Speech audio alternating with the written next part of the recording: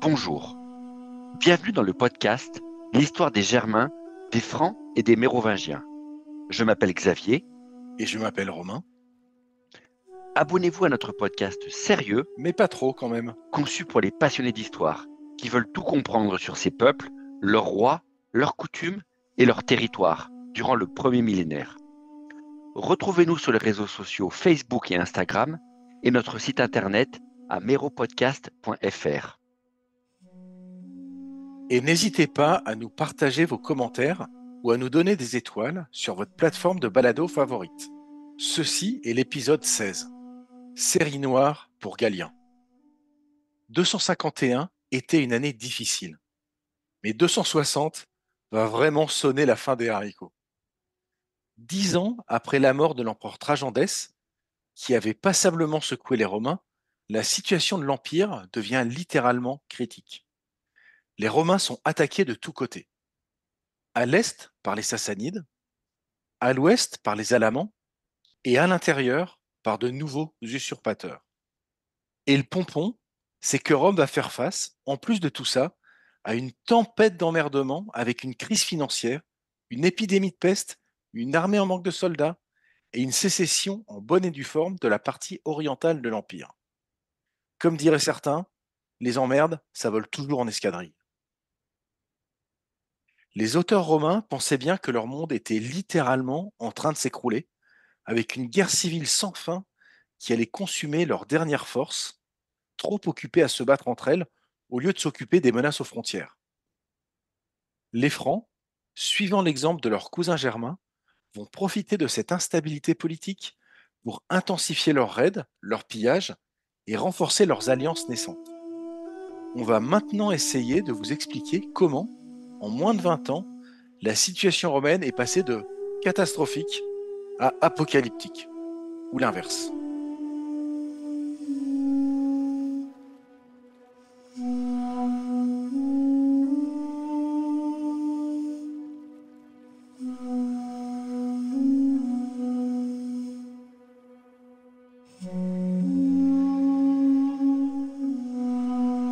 Une nouvelle fois pour cette période, il est un peu difficile de distinguer un enchaînement clair des événements dans les sources. On ne peut pas dire qu'elles brillent par leur clarté ou par une chronologie bien précise, quand elles ne se contradisent pas carrément les unes les autres.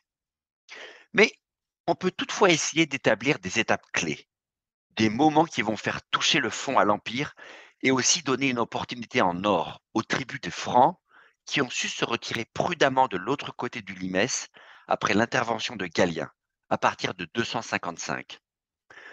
Le fils de l'empereur a bien rétabli momentanément la situation après la prise de pouvoir de son père Valérien, l'ex-général en chef des légions du Rhin.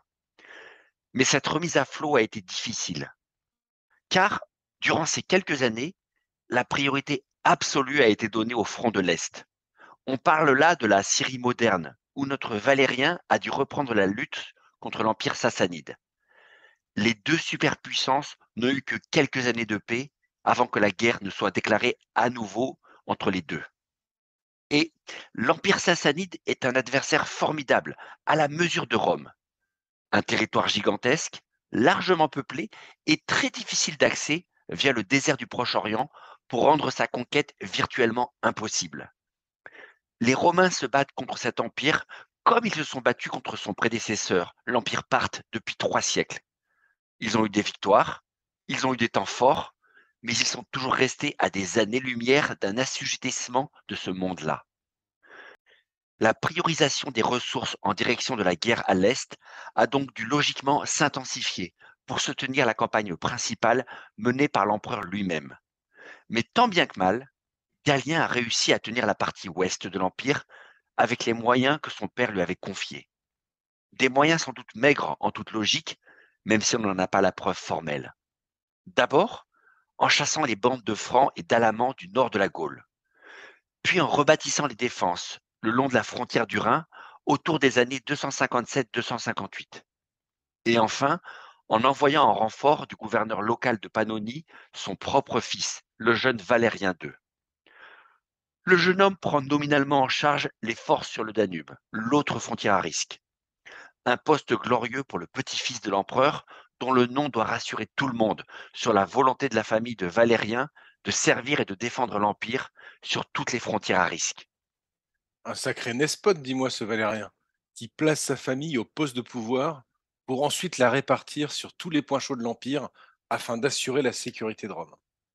Son petit-fils Valérien II sur le Danube, face aux Goths, son fils Galien face aux Germains de l'Ouest sur le Rhin, et lui en Mésopotamie face aux Sassanides. Tous les gars de la famille, avec un peu de poil au menton, sont donc sur le pont pour piloter les grosses légions positionnées face aux grosses masses d'ennemis.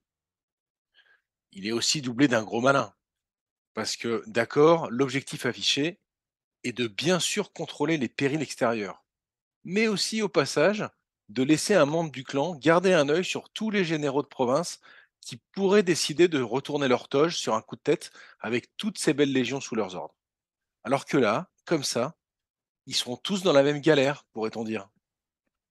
Oui, mais cet équilibre précaire va s'effondrer spectaculairement autour des années 259-260 et s'effondrer d'une manière qui, même pour un Romain de l'époque habitué au coup du sort, doit être un peu brutale. Car un des gouverneurs de la Pannonie, c'est-à-dire l'Autriche et la Slovaquie actuelle, général en chef des légions du Danube et tuteur nominal du jeune Valérien II, décide de faire cavalier seul finalement autour de 259. Notre homme de confiance décide finalement de se révolter contre Valérien et sa famille. Il se proclame, avec le soutien de ses légions, le nouvel empereur de Rome.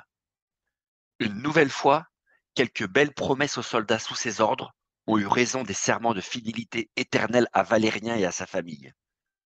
Sacré coup dur pour Galien que de voir son officier le plus important à l'ouest se rebeller contre lui et contre son père et menacer de foncer sur Rome pour s'emparer du trône. D'autant que Galien ne va pas vraiment pouvoir compter sur son fils Valérien II, qui, assez opportunément, meurt à ce moment précis. Enfin, possiblement avec un petit peu d'aide du dit gouverneur quand même. L'auteur de l'histoire Auguste affirme qu'on l'a assassiné sans préciser l'identité du coupable, même si on voit assez bien à qui profite le crime.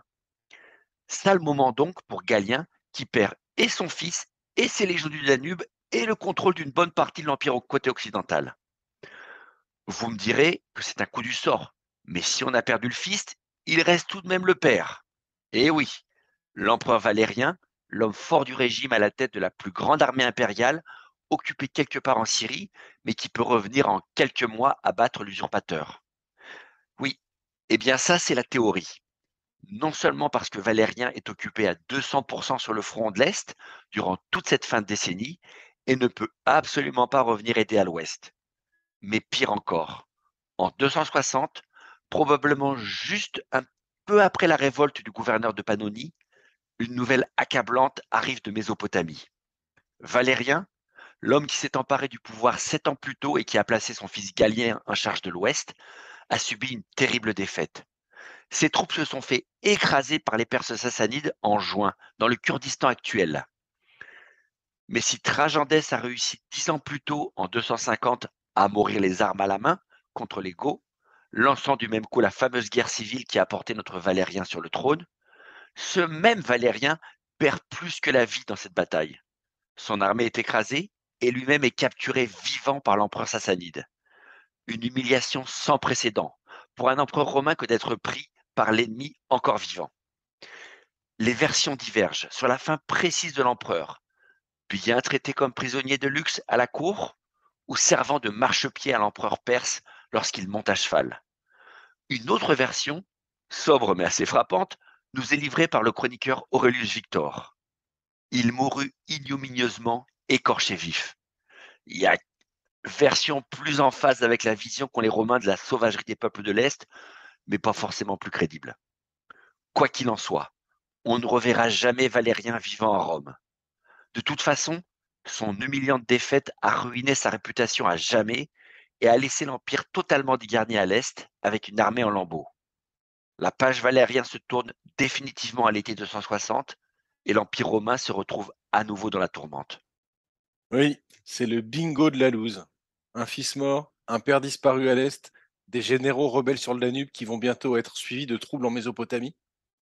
Évidemment, Galien en 260 doit faire le constat amer que les emmerdes, c'est comme les traîtres, ça vole en espadrille. Pardon, en escadrille. Et c'est pas fini. Bientôt, tous les barbares aux frontières un peu informés vont faire un rapide calcul mental du nombre de troupes encore disponibles sous Galien à ce stade. Et ce calcul, il va pas aller chercher bien loin. La conclusion reste la même et s'impose à tous. À la fin de la décennie 250-260, Rome va commencer à manquer de troupes à opposer à tous ses ennemis aux frontières, avec une nouvelle guerre civile généralisée. Pour les bandes de Francs et Alamans, à peine calmées à la suite des troupes de 254, l'année 259-260 ne signifie qu'une seule chose, c'est le retour de l'open bar. Le chroniqueur byzantin Zosime, qui écrit quelques siècles plus tard, résume la situation d'une phrase lapidaire. Les affaires d'Orient étaient si déplorées, il ne restait plus alors de commandement légitime parmi les Romains. C'était une horrible confusion, et il n'y avait presque plus de partie de l'Empire qui ne fût hors de défense. Alors, c'est sans doute un peu exagéré, mais peut-être pas tant que ça finalement. La capture de Valérien a vraiment fait exploser le semblant d'ordre dans l'Empire romain et accélère un peu plus la guerre civile avec plusieurs prétendants simultanés qui se disent que leur chance est enfin là. Et des fois que ce ne soit pas assez, au-delà des usurpations, la fameuse peste de Cyprien dont nous avons parlé à l'épisode précédent continue ses ravages au même moment à travers tout l'Empire romain. D'ailleurs, notre auteur Zosime, toujours lui, continue sa description de la situation générale en mentionnant l'épidémie mortelle qui s'abat sur l'Empire. L'auteur a même cette espèce de conclusion étrange sur l'opportunité qu'offre la peste à ceux qui ne veulent pas finir trucidés par un barbare. Il raconte que la maladie contagieuse revint d'ailleurs avec plus de fureur que jamais, et dans les temps même qu'elle désolait les villes, elle semblait rendre supportables les violences que les barbares avaient exercées et apporter une sorte de consolation à ceux qu'elle faisait mourir. Charmant. Quitte à y passer en 260 de morts violentes, une fièvre de type Ebola semble une bonne alternative à la fureur des Goths ou des Germains. Finalement, pour Galien, il n'y a pas 36 solutions à partir de 259 et surtout de 260.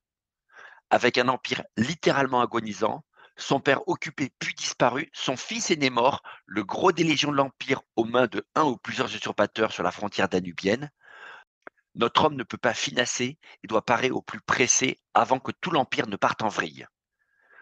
Le prince décide donc de se focaliser sur les combats contre les autres prétendants romains sur le Danube, à commencer par ce fameux gouverneur de Pannonie qui s'est si bien chargé de protéger son fils Valérien II. Et comme son père 7 ans auparavant, Galien mobilise les meilleures troupes de Gaule et part pour l'Est. Enfin, le prince, c'est vite dit. On est bien d'accord, Galien n'est que vaguement plus légitime que n'importe quel autre général grâce à son père. Mais s'il veut s'imposer comme nouvel empereur, ça ne peut être que les armes à la main. Et puis ce n'est pas comme s'il avait vraiment le choix au final. Aucun usurpateur ne laissera jamais vivre le fils aîné de l'empereur précédent. Donc pour Galien, c'est tout simplement une question de vie ou de mort, littéralement. Et quant aux barbares divers et variés aux frontières, ça peut difficilement être la priorité tant que la guerre civile n'est pas tranchée. Et à la réflexion, je trouve que les auteurs antiques sont un peu sévères avec Galien, l'alcoolique brouillon détesté par le Sénat. Avait-il vraiment le choix? Dégarnir la frontière du Rhin semble une option catastrophique pour Galien. Mais je ne vois pas trop quelle autre option il avait à ce stade. C'était Charybde tout de suite ou Scylla demain. La belle affaire. Mais Galien n'étant pas stupide, il était bien conscient que son départ et celui de ses meilleures légions pour le Danube allait forcément déclencher une réaction en chaîne outre-Rhin. Il a donc décidé d'organiser un minimum de défense pour s'éviter un désastre similaire à celui de 254 après la chute de Trajan d'Es, histoire de tenir tête à la vague qui s'annonce. D'abord, en proclamant Salonin, son deuxième fils César, un titre qui s'accompagne d'une nomination à la tête des troupes dans la forteresse de Cologne sur le Rhin. Alors, ne nous emballons pas sur les raisons de cette nomination. Salonin n'a aucune compétence militaire particulière connue vu son âge. C'est juste un adolescent, le petit frère du Valérien II qui vient juste de périr assassiné. Mais Son nom est censé servir de point de ralliement, une figure rappelant la famille impériale aux troupes toujours prêtes à la rébellion, comme viennent de le faire leurs collègues du Danube. Galien le charge officiellement de toute la région, mais sur le point le moins chaud de la frontière, vu que la menace principale va porter au sud, côté haute-vallée du Rhin, et entre l'Alsace et la Suisse moderne. Galien proclame en même temps un certain Posthume, un officier gallo-romain probablement natif de la région ou du nord de la Gaule, en charge du reste de l'armée du Rhin. En gros, Salonin, c'est pour les relations publiques, mais Posthume est là pour mener les opérations, vraisemblablement à partir de Mayence, et contrer les offensives dans ce secteur brûlant, pilonné par les attaques des Alamans. Alors on sait peu de choses de cet homme, sinon qu'il est probablement né dans la Gaule du Nord et qu'il a fait sa carrière en tant qu'officier dans l'armée. Posthume, c'est le choix de la compétence. Un homme d'action qui a fait ses preuves dans les dernières décennies, qui connaît parfaitement ce front et les ennemis, comme les troupes locales, vu qu'il vient de la région.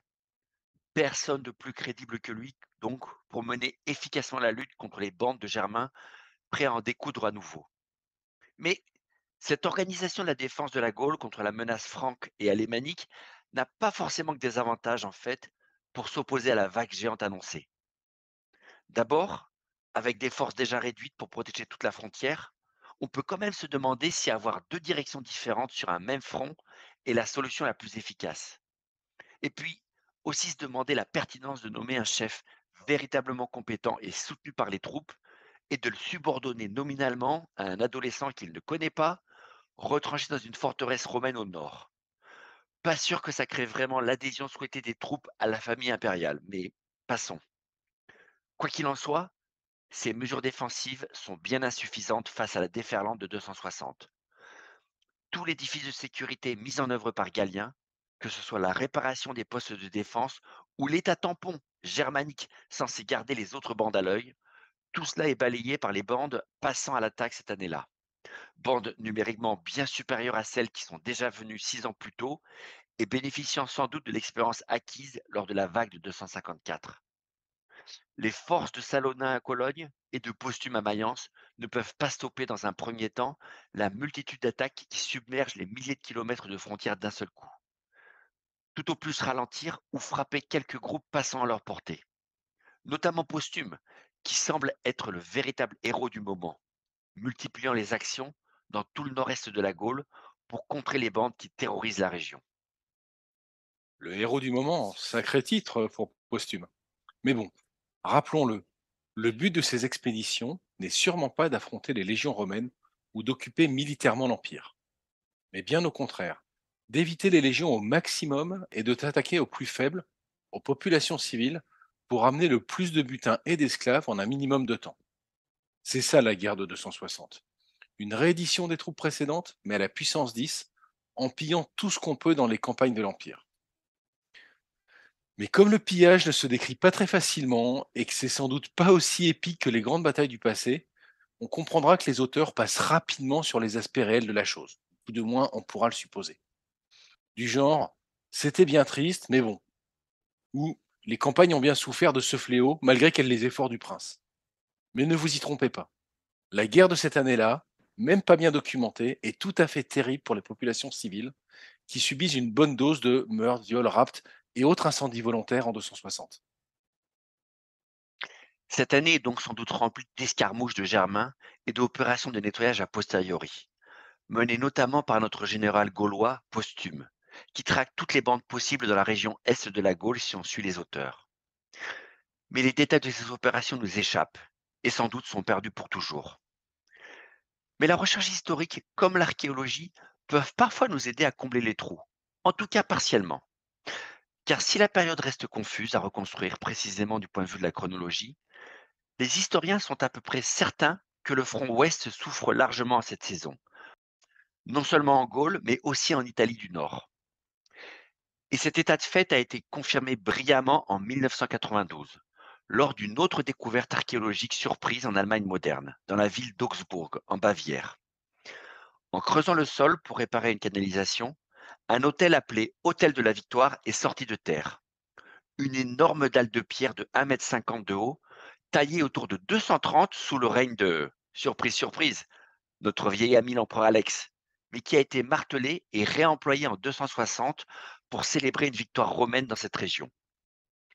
En gros, un autel de remerciement pour les dieux, histoire de célébrer une victoire sur les Jutung, une peuplade de la Bavière moderne appartenant à la Confédération des Alamans. Pour les historiens, ce document est extraordinaire, et il éclaire d'un jour unique cette période si embrouillée de pagaille dans l'Empire. Alors je cite l'inscription qu'on peut lire sur ce magnifique autel, conservé au musée historique d'Augsbourg et dans un état impeccable. En l'honneur de la maison divine, à la déesse Sainte Victoire, parce que les barbares de la nation des Semnons, ou Jutung, ont été taillés en pièces et mis en fuite, le 8 et le 7 des calendes de mai, par les soldats de la province de Rétie, mais aussi ceux de Germanie, ainsi que par la population, libérant par ce coup des milliers de captifs italiens, Marcus Simplicius Genialis, préfet, faisant fonction de gouverneur, dont les vœux ont été exaucés, avec cette même armée, a érigé ce monument de bon gré et à bon droit, dédié le 3 des Ides de septembre sous le consulat de notre Seigneur posthume Auguste et d'Honoriatanus. Alors, l'inscription est assez frappante pour éclairer la réalité de ce que les textes indiquent en biais. Au printemps 260, on apprend qu'une armée de Romains a pu écraser une bande de la Confédération alémanique en la taillant en pièces, sans doute quelque part dans un col alpin entre la Suisse et l'Allemagne actuelle. Et non seulement la victoire a été éclatante, comme le confirme l'inscription, mais elle a aussi permis de libérer un grand nombre de captifs romains. Une réussite assez brillante pour que l'officier local, le préfet Génialis donc, se fende d'un monument pareil pour marquer symboliquement la victoire avec un édifice à caractère religieux et politique. Attends, un peu, petit bonhomme. Si on parle de Romains libérés comme le grand fait d'armes de ton génial Génialis, c'est forcément que la bataille est, comment dire, sur le chemin du retour des Germains. C'est une armée chargée de butin et d'esclaves qu'ils ont mis en pièces. Probablement une grande bande alémanique revenant d'un grand raid en Italie du Nord, non? Donc ton Génialis, il se vante surtout d'avoir réussi un beau coup tactique sur une bande fatiguée de son raid et ralentie par le butin et les esclaves. Ah, ils vont bien le truc qui, à la base, est une opération de police de dernier recours, une fois le crime commis, en fait. Il n'était pas dans le marketing, lui? Peut-être. En tout cas, c'est une des conclusions claires de cette brève dédicace. On a quitté l'époque triomphante des décennies précédentes, où Maximin le Thrace dégaine son armée de vétérans des quatre coins de l'Empire pour frapper au cœur du pays alémanique. Comme on l'a dit, le conflit de 260 n'a plus rien à voir avec le siècle de Tacite. Les bandes germaniques débarquent dans l'Empire romain sans pouvoir être contenues sur le Limès. La guerre contre les Germains est devenue une véritable guerre défensive sur son propre territoire. Le Limès ne servant au mieux qu'à ralentir la vague de pillards germains entrant et sortant de l'Empire maintenant, et sortant après avoir brûlé et volé tout ce qu'ils ont pu. Donc, le triomphe de notre préfet local d'avoir réussi à en écraser certains sur le retour, et seulement certains, est quand même à relativiser. Et puis, on peut aussi s'interroger sur l'armée de notre génialis. Notre officier a pu mobiliser les troupes de Réti, c'est-à-dire de Suisse et de Bavière actuelle, ce qui est bien normal puisque c'est la région concernée. Mais il a aussi eu besoin de l'aide des légions de Posthume en Germanie. Un bon coup de main du voisin pour rassembler assez d'hommes et monter une force suffisante pour contrer cette bande sur le retour. Ce qui est déjà un premier signe de faiblesse de la puissance romaine. Mais même ça n'a pas suffi pour monter l'embuscade nécessaire quand l'armée des Jutung passe dans les parages. Vous avez entendu la dernière mention de la dédicace? Les soldats de la province de Réti, mais aussi ceux de Germanie, ainsi que par la population. La population. Comme on l'avait mentionné déjà avec le premier nettoyage de Galien en 255, c'est ça l'état réel de l'Empire en 260. On en est rendu à mobiliser les milices locales, la plèbe urbaine ou les paysans du coin pour monter une force capable de frapper l'ennemi, en tout cas sur le front de la Germanie. Les officiers, ou gouverneurs ou préfets dans le cas de Génialis, mobilisent qui ils trouvent, les derniers hommes valides, pour tenter de sauver les prisonniers et le butin qui peut encore l'être. Une armée de briquets de broc avec tous ceux qui peuvent tenir un bâton ou une fourche pour sauver les Romains en route pour l'esclavage. Les Romains n'arrivent à vaincre désormais que via une embuscade de raccros en profitant du terrain. Un peu à la manière des Alamans contre Maximin le Thrace 25 ans plus tôt, sauf que la guerre asymétrique est cette fois conduite par les Romains et plus par les Germains. L'armée de Galien, qui se bat contre ses propres ennemis dans les Balkans, et aussi contre les bandes germaniques qui sont passées en Italie, ne peut plus secourir ce bout d'empire autrement qu'en leur disant de se débrouiller avec leurs propres moyens. Et ça, difficile de conclure autre chose que ça sent un peu le roussi quand même. Et on parle seulement des Yutung, une simple composante de la Confédération alémanique. C'est une bande qu'ils ont mis KO avec une belle embuscade. Mais combien d'autres ont dû passer et piller tout à volonté avant de revenir sans tomber nez à nez avec un officier romain décidé et débrouillard? Oui. Mais il y a une autre indication extraordinaire dans ce texte. Un autre indice critique que les historiens qui tentent de reconstruire la chronologie des événements n'ont pas manqué de lire là-dedans. Un petit détail, mais qui a son importance. Je parle de la date, bien sûr. Enfin, des dates. La victoire sur les Joutung est réputée avoir eu lieu en avril 260. Une date qui tombe bien, sans doute assez proche de la grande bataille catastrophique de Mésopotamie, où l'empereur Valérien perd son armée et sa liberté. Mais une date qui confirmerait d'ailleurs l'hypothèse que vraisemblablement, la chute de Valérien n'est pas la cause, mais un simple accélérateur du cataclysme général de 260. En tout état de cause, notre génialiste remporte sa victoire au moment où l'Empire est déjà en crise généralisée et où la guerre civile qui a débuté entre Galliens et les prétendants ne va faire que s'accélérer avec cette nouvelle catastrophique à l'Est. Mais ce n'est pas la seule date intéressante du document, car il y a une deuxième date sur la stèle, une date tout aussi significative, celle de la dédicace, le 3 septembre de cette année, 4 mois après la victoire. Un peu troublant, non? 4 mois, c'est long pour retailler une inscription sur un hôtel déjà existant. C'est même très long. Pas besoin de 4 mois pour effacer le nom de l'empereur Alex et remplacer tout par une autre inscription. Pour quelle raison un tel décalage entre les deux dates? Celle de la bataille et celle de la consécration du monument? Pour les historiens, une explication possible se dessine si on réfléchit plus largement aux événements de l'année 260. Notre général Marcus Genialis a fait son devoir de Romain en écrasant les Germains pour le compte nominal de l'empereur Valérien au printemps de cette année-là.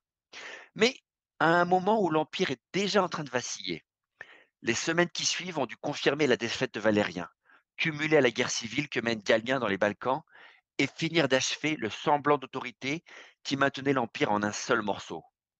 L'été arrivant, tout le monde réalise qu'une guerre civile généralisée s'installe dans l'Empire et que plus rien ne garantit la succession naturelle de Valérien par Galien à ce stade. Galien est en réalité pas plus qu'un prétendant parmi d'autres. C'est en cela que la date de la consécration de l'hôtel de Génélis est intéressante. Une longue période de 4 mois que notre préfet local laisse sans doute s'écouler pour voir comment va tourner la situation générale et qui va triompher finalement de ce grand bazar. Histoire de ne pas se faire prendre avec une inscription décalée qui le mettrait en porte-à-faux avec le nouveau patron, quel qu'il soit, et qui l'oblige à reprendre la stèle et à tout refaire. Et au 3 septembre 260, sur cette belle dédicace de la stèle d'Augsbourg, on ne trouve nulle mention de Valérien ou de Galien, aucune trace de fidélité à la famille impériale. Par contre, on trouve une belle mention à ce bon vieux Posthume qui a prêté ses troupes de Gaulle pour repousser les Joukountes. Postumus Auguste même. Auguste, bizarre. Je ne sais pas, cette petite mention finale de notre seigneur posthume Auguste en bas d'un hôtel a quand même un petit parfum de crise du IIIe siècle quand même, non? Merci d'avoir écouté cet épisode de L'histoire des Germains, des Francs et des Mérovingiens, le podcast dédié à l'histoire de France durant le premier millénaire. N'hésitez pas à nous contacter sur méropodcast.fr@gmail.com et rendez-vous au prochain épisode.